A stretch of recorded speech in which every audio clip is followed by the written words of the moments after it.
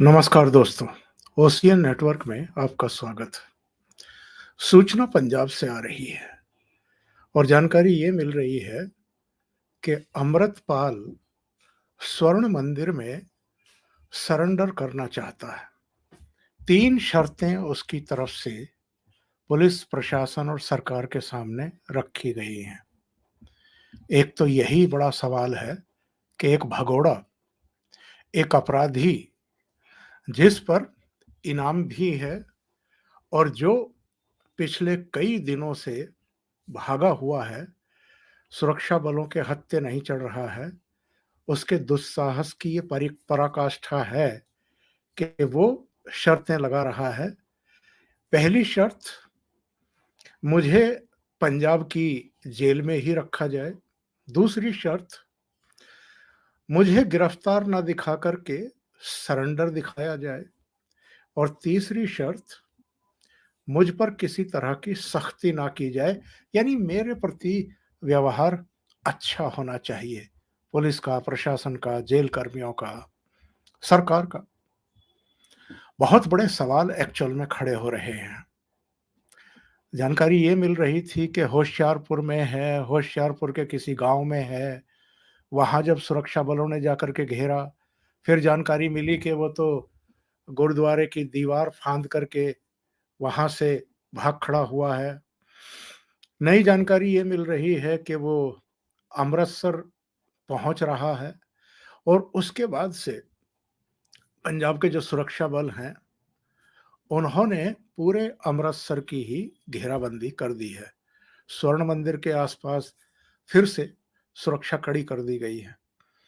और जब हम स्वर्ण मंदिर की बात करते हैं, तब हमें 1984 का वो ऑपरेशन ब्लू स्टार याद आता है, जब सेना लगानी पड़ी थी भिंडरावाले और उनके साथी आतंकवादियों को गिरफ्तार करने के लिए। उन्होंने मुकाबला किया और फायरिंग में वो मारे गए थे। बड़ा भारी वहाँ खून खराबा हुआ था। हरमंदिर साहब से लेकर के अकाल तख्त तक में बड़ी क्षति देखने को मिली थी।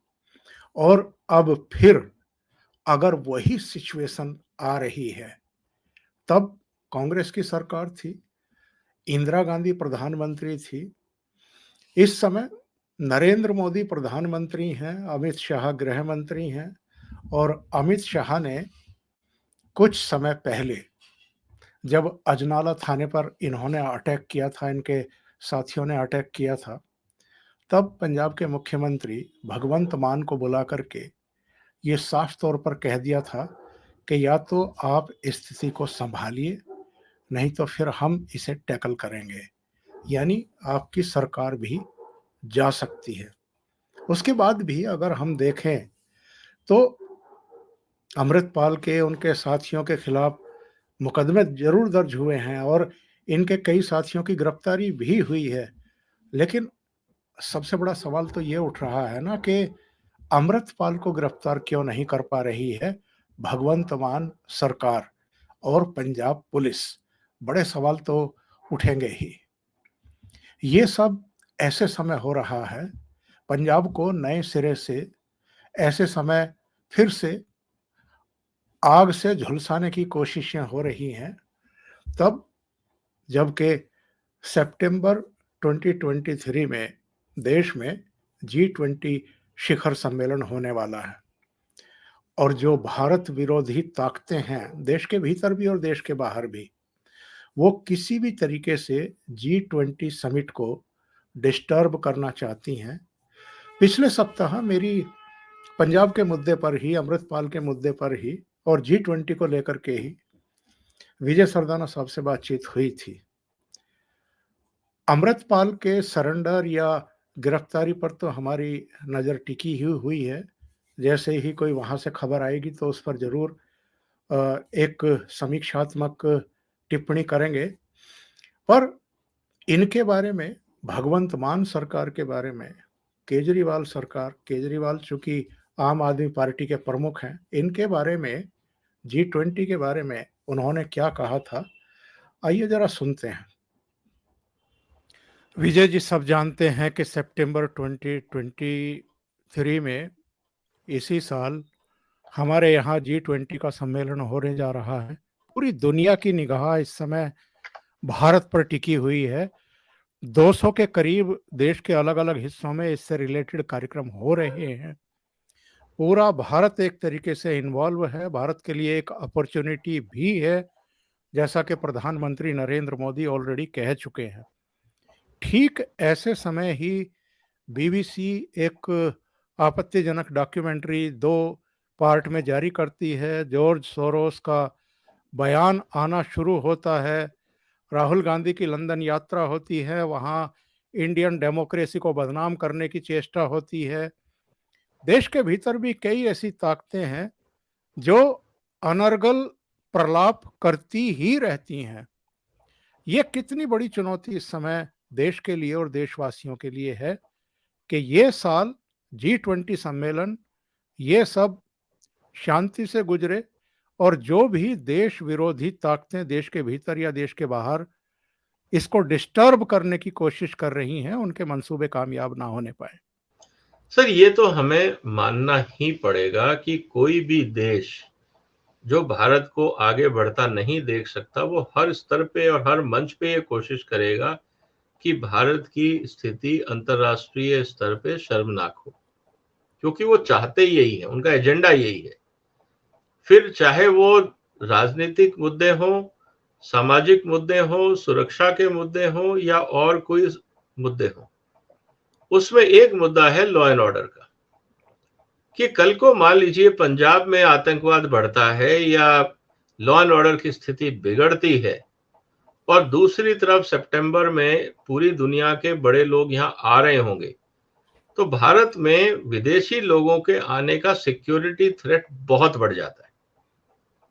उसके लिए आपको हो सकता है कि बहुत सारे जो विदेशी मेहमान हैं वो शायद इसलिए ना आ पाए कि साहब यहाँ पे लॉ एंड ऑर्डर का इशू है, लॉ एंड ऑर्डर पे एडवाइजरी जारी कर दी गई, जो बहुत एम्बैरेसिंग सिचुएशन होगा भारत के लिए, क्योंकि दिल्ली बहुत दूर है पंजाब से एक हिसाब से। लेकिन अगर कंट्री की आप बात करते हैं और कहीं पे एक्सट्रीमिज्म का माहौल होता है तो वहां पे स्थिति निश्चित रूप से एक बार सिक्योरिटी रडार पे आ जाती है। प्रधानमंत्री और भारत सरकार नहीं चाहेगी कि किसी भी तरह से भारत के खिलाफ या भारत के अगेंस्ट कोई ऐसी ऑब्जर्वेशन भी आए कि भारत में शांति नहीं। तो मुझे लगता है कि जो भारत सरकार ने कार्रवाई करी ये निश्चित रूप से जरूरी था, क्योंकि देश के सम्मान की जब बात आती है तो उससे ऊपर कुछ नहीं, चाहे वो कितना ही बड़ा लीडर हो, चाहे वो किसी के द्वारा पोषित हो या उसका कोई भी एजेंडा हो, वो सब देश से छोटे।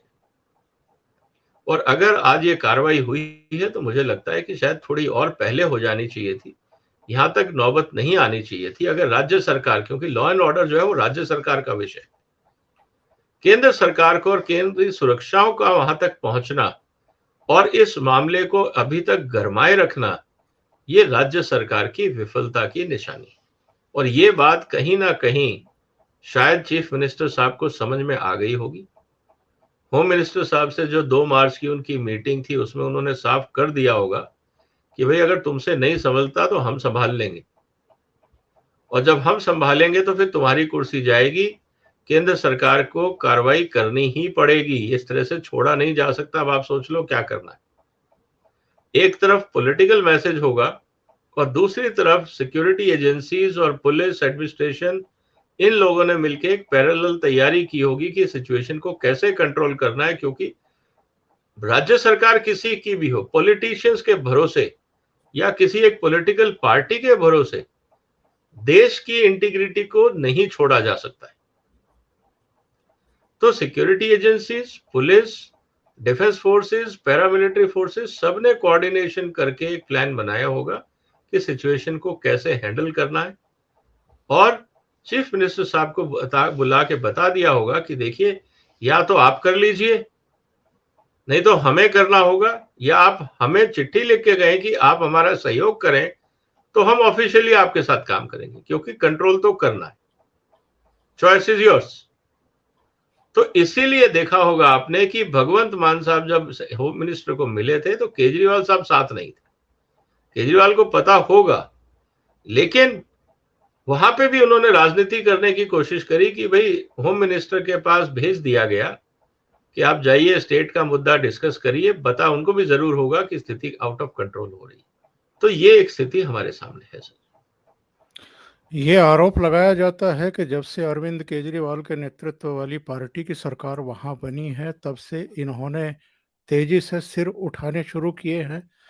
और विजय जी, जो यूएस में हो रहा है, यूके में हो रहा है, कनाडा में, ऑस्ट्रेलिया में हो रहा है, लंदन में जिस तरीके से भारतीय ध्वज को अपमानित करने की कोशिश की गई, उसको उतार करके नीचे डाला गया, जिसके बाद यहाँ दिल्ली में जो यूके के डिप्टी उनके राजदूत हैं, उच्चायुक्त हैं, उनको बुला करके उनको चेताया गया कि ये चीज़ें बर्दाश्त नहीं की जाएंगी। और आज तो एक और वीडियो हम देख रहे थे, बहुत सारे सिख जो हैं वो दिल्ली स्थित ब्रिटिश उच्चायोग के सामने पहुंच गए तिरंगे लेकर के, और उन्होंने वहां प्रदर्शन भी किया है। ये जो सिचुएशन क्रिएट हो रही है विदेशों में कि भारत को बदनाम करो, खालिस्तान के एजेंडे को आगे बढ़ाओ, तो ये इससे, इन स्थितियों से कैसे निपटा जाएगा? और क्या सही रणनीति है गृह मंत्री अमित शाह या प्रधानमंत्री नरेंद्र मोदी की कि किसी भी कीमत पर हम जो देश विरोधी ताकतें हैं या खालिस्तान समर्थक ताकतें हैं उनको सिर उठाने नहीं देंगे? क्योंकि जो दुबई से भेजा गया, ये तो अब तक खुलासा हो चुका है कि आईएसआई का पिट्ठू है ये, और बहुत डरपोक भी है। अजनाला थाने पर जब ये भीड़ को लेकर के पहुंचा था, तो गुरु ग्रंथ साहब की पालकी के पीछे ओट लेकर के वहां पहुंचा था, और जैसे ही पुलिस ने रेड की इसको पकड़ने के लिए, अब तो ये चूहे की तरह भाग खड़ा हुआ। सर देखिए क्या होता है कि आप कागज के शेर कब तक उड़ाएंगे सर, कब तक लड़ा सकते हैं? मैंने जैसे आपसे कहा कि ये सब प्यादे हैं, ये मुखौटे हैं, इनको इस तरह से प्रोजेक्ट किया जाता है कि जैसे ये लीडर है। इनमें लीडरशिप अगर क्वालिटी होती और इनमें अगर अपना दिमाग होता तो ये इस रास्ते पे चलते ही नहीं। क्योंकि कोई भी समझदार आदमी अगर ये कहेगा कि मैं अपने समाज के लिए काम कर रहा हूं, तो लोग पहला सवाल उससे पूछेंगे कि यही करना रह गया क्या, और कोई काम नहीं है?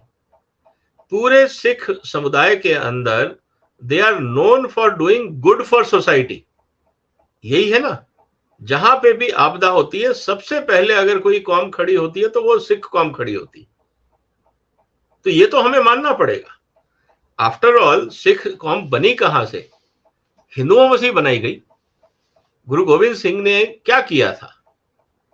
उन्होंने एक वॉरियर फोर्स खड़ी की थी उन आक्रांताओं के खिलाफ जो समाज में गंद मचा रहे थे, जो लोगों को दुखी कर रहे थे।